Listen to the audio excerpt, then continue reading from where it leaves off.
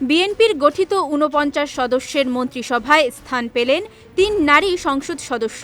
তারা হলেন আফরোজা খানম রিতা, ফারজানা শারমিন পুতুল ও শামা ওবায়েদ।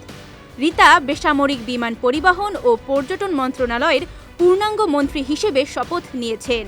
অন্যদিকে পুতুল মহিলা ও শিশু এবং সমাজ কল্যাণ ও শামা পররাষ্ট্র মন্ত্রণালয়ের প্রতিমন্ত্রী হিসেবে দায়িত্ব নেন।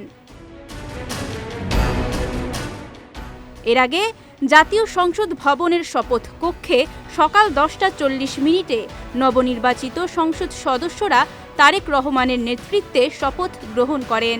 বিকেলে জাতীয় সংসদ ভবনের দক্ষিণ প্লাজায় মন্ত্রিসভার শপথ অনুষ্ঠিত হয়। শপথ বাক্য পাঠ করান রাষ্ট্রপতি মোহাম্মদ শাহাবুদ্দিন।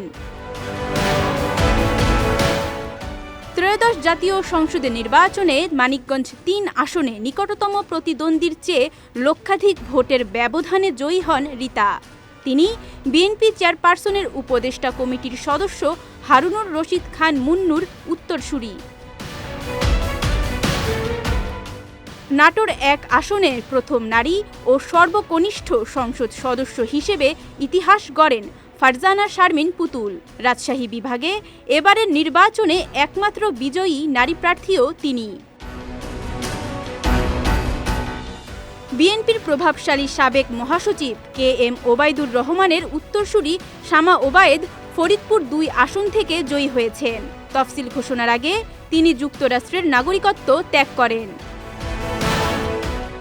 বিজয় টিভি নিউজ ডেস্ক।